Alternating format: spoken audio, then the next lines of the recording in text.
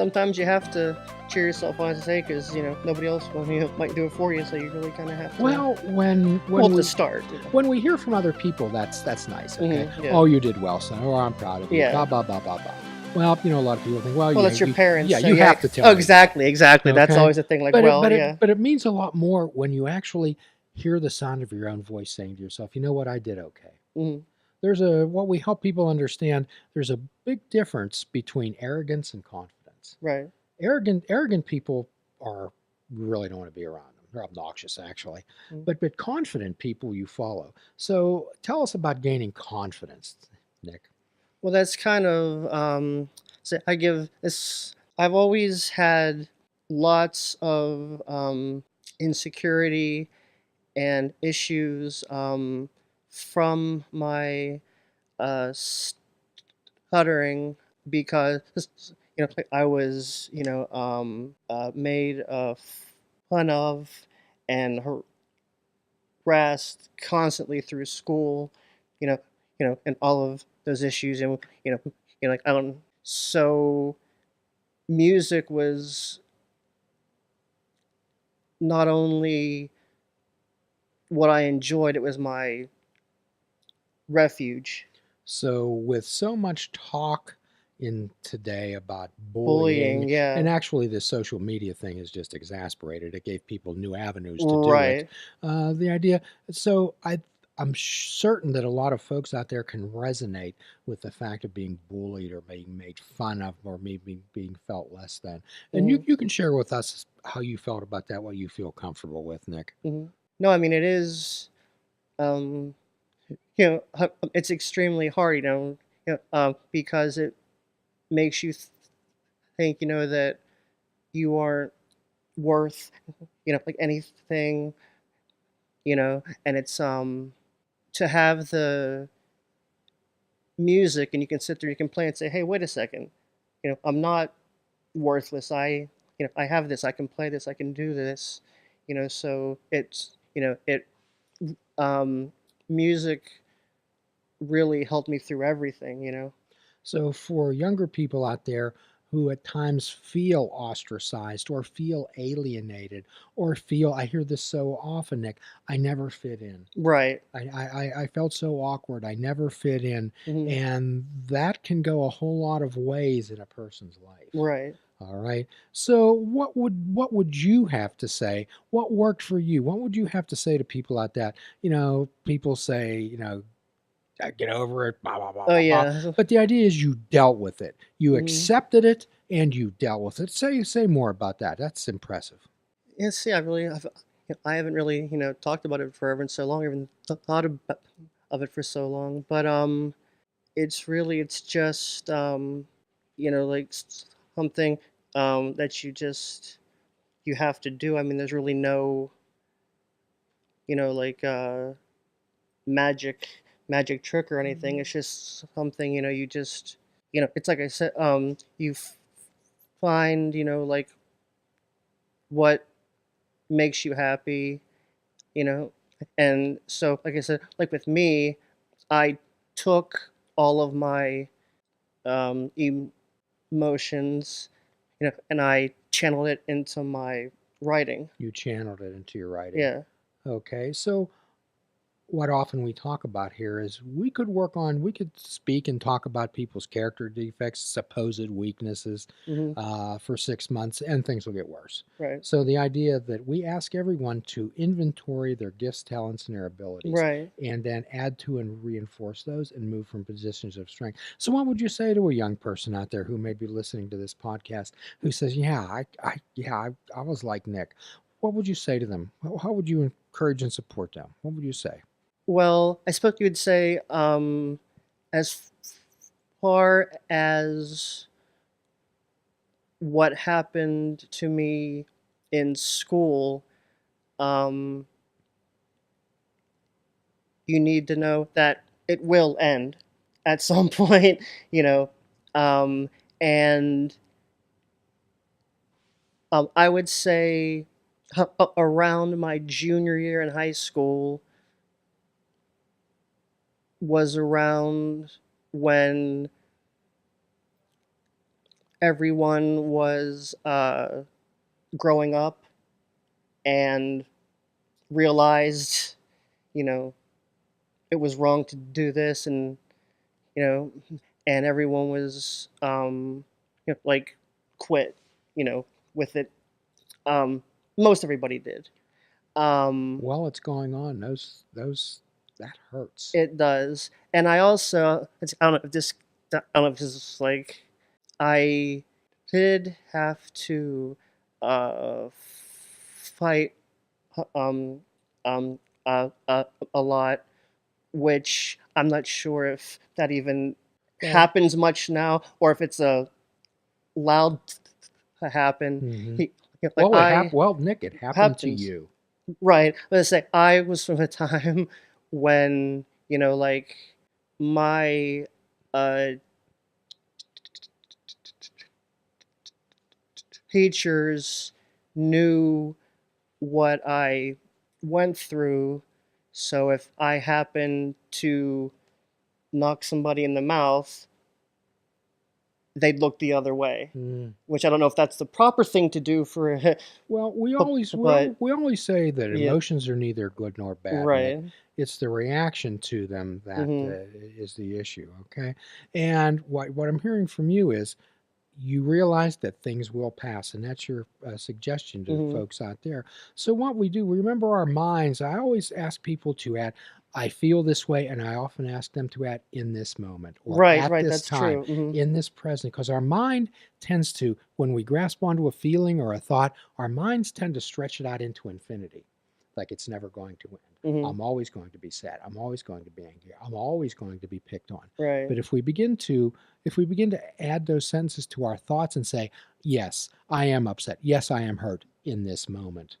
And that centered us in this moment and actually gives people a nice prescription for hope. My guess is that you did have some friends. I did have friends. Yes. So my guess is that those friends were with you then were true friends. Right. Yeah. Yeah. I mean, I only have like yeah. I mean, like a small uh group, and that's all that I've had throughout my life. Yes. So in order to have a friend, Nick, you have to be friendable. That's true. That's a good point. Hmm. So you need to have the qualities that would make someone attracted to you as a friend. Hmm. So what type of, if you had to give yourself as a reference as a friend, what would you say? Oh wow. If I was looking to hire a friend and I go and Nick Eiben applied for the Mhm. job and I contacted this person that they, you knew Nick Eiben and say, hey, why should I hire Nick Eiben as a friend? He gave you as a reference. Tell me about him. Why should I hire Nick? Well, that's really interesting. These are things I haven't thought about yet, or wouldn't think Well, about in a very long time. these are Yeah, yeah, this we is. challenge people to think. Yeah, this really is. Um, I, I would say I have many many interests and likes, so chances are, like I would, or I would say we would have something, whether it's through movies or music or literature. There's probably something So we would have in common. you had some common interests, okay, Or things like that that. you could participate in with people. Yeah. Okay, what else? Humor. Humor. Okay. So what I'm guessing is, and I'm having a hunch here, that not only that you can find humor in situations, you can also be okay with laughing at yourself. Yeah, you have to be able to. Yeah, you have to be Hmm. able to. Yeah, to laugh at yourself. Okay. Yeah. So I'm looking at this guy that I may hire. He has an eclectic set of interests, which is great, and he also has a good sense of humor and a sense of playfulness, and that's just great. So Mm. what else? Why should I hire him? I mean, it sounds like I could hire a dog. Dogs are like that too. But what about this Nick person? So, I'm not used to trying to say compliment me. I would How say about so. that? Yeah.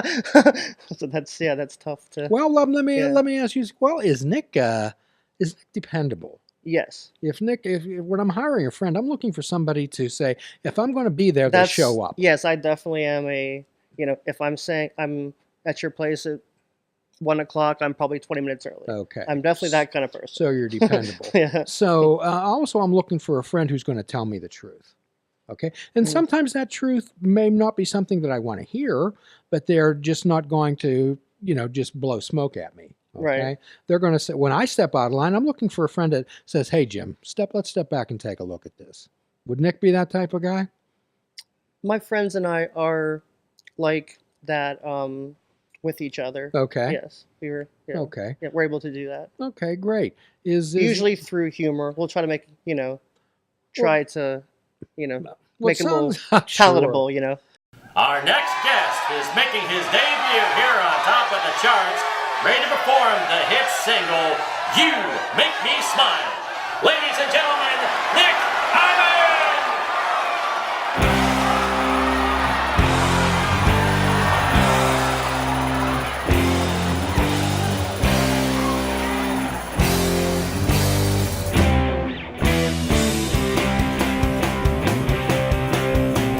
I like the way that you look at me. Your eyes reveal everything that I want to see. You have the innocence of a child. You make me smile. The way you say sorry when you've done nothing wrong. The way you light up when you hear your favorite song. The way that you can go from shy to wild. You make me smile.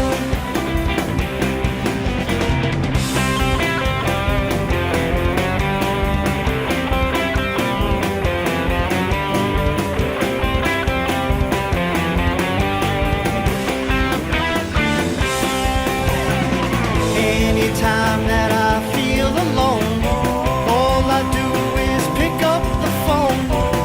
And when I hear your voice, it leaves me with no choice. The way you pick me up when I'm feeling down. The way that you can turn my whole day around. The way that you can make it feel that it's worthwhile. You make me smile.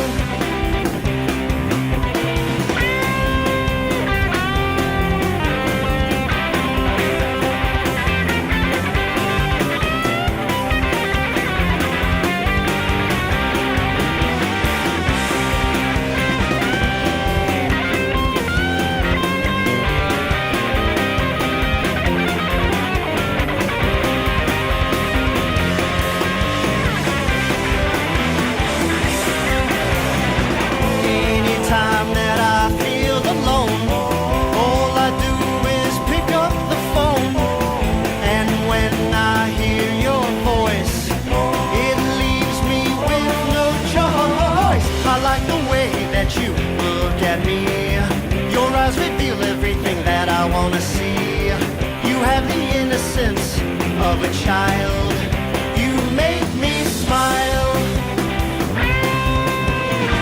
The way you say sorry when you've done nothing wrong. The way you light up when you hear your favorite song. The way that you can go from shy to wild. You make me smile.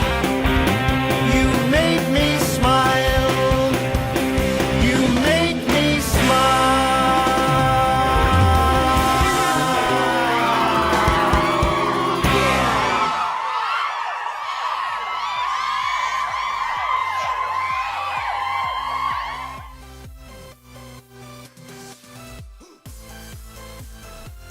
Please check out our website at fishingwithoutbait.com, where you can listen to the show, comment on our discussions, and find out where you can subscribe to our podcast.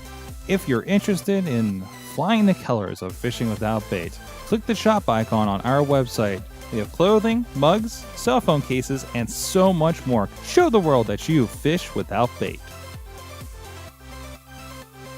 This show is a member of the Sorgatron Media Podcast Network. Find out more at sorgatronmedia.com.